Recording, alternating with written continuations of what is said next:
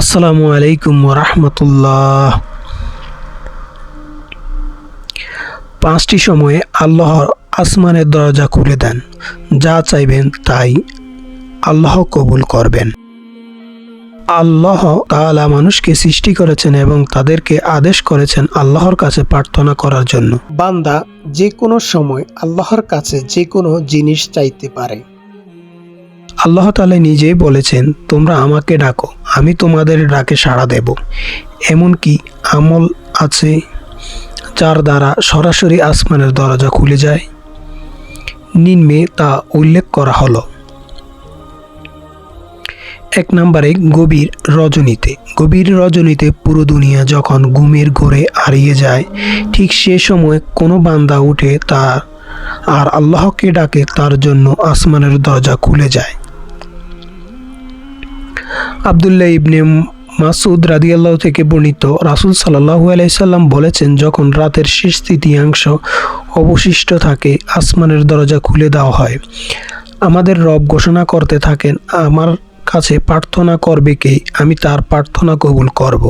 এভাবে ফজর পর্যন্ত আহ্বান করতে থাকেন। 2 নম্বর, মানুষের প্রয়োজন পূরণ। বিপদ আক্রান্ত মানুষের প্রয়োজন পূরণ করলে আল্লাহ তাআলা আসমানের দ্বার খুলে দেন, অন্যথায় তার জন্য আল্লাহ তাআলা আসমানের দরজা বন্ধ করে দেন। আমর ইবনে মুররা রাদিয়াল্লাহু থেকে বর্ণিত, মুয়াবিয়া রাদিয়াল্লাহুকে আমর ইবনে মুররা রাদিয়াল্লাহু বলেন, রাসূল সাল্লাল্লাহু আলাইহি সাল্লামকে আমি বলতে শুনেছি, গরিব মিসকিন ও নিজ প্রয়োজনে মেটানোর উদ্দেশ্যে আগমনকারী লোকের জন্য যে নেতা নিজের দরজা বন্ধ করে রাখে,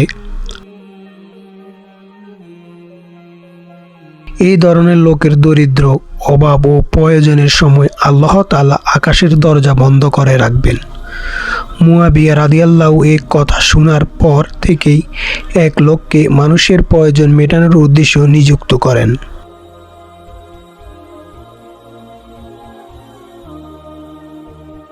3 নম্বরে, লা ইলাহা ইল্লাল্লাহ বলা দ্বারা। কোনো ব্যক্তি যখন ইখলাসের সঙ্গে লা ইলাহা ইল্লাল্লাহ বলবে, তার জন্য আসমানের দরজা খুলে দেওয়া হয়। আবু হুরায়রা রাদিয়াল্লাহু থেকে বর্ণিত, রাসূল সাল্লাল্লাহু আলাইহি সাল্লাম বলেছেন, কোনো বান্দা সততার সঙ্গে লা ইলাহা ইল্লাল্লাহ বলে, তার জন্য আকাশের দ্বারগুলো খোলা হয়। বলে উক্ত কালিমা আরশ পর্যন্ত পৌঁছে যায়, যতক্ষণ সে কবিরা গুনাহ ত্যাগ করে।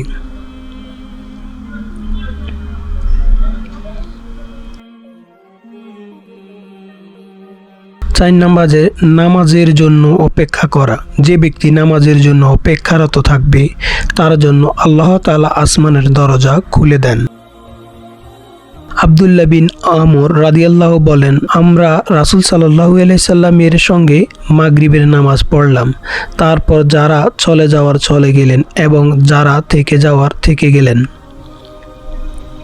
রাসূল সাল্লাল্লাহু আলাইহি সাল্লাম দ্রুত বেগে এলেন যে তার দীর্ঘ নিঃশ্বাস বের হতে লাগলো। তিনি তার 2 হাঁটুর উপর ভর করে বসে পড়লেন, তোমরা সুসংবাদ গ্রহণ করো, তোমাদের রব আসমানের একটি দরজা খুলে দিয়েছে এবং ফেরেশতাদের কাছে তোমাদের সম্পর্কে গর্ব করে বলছে, তোমরা আমার বান্দাদের দিকে তাকিয়ে দেখো, তারা এক ফজরের আদায়ের পর পরবর্তী ফজর আদায়ের অপেক্ষা করেছে।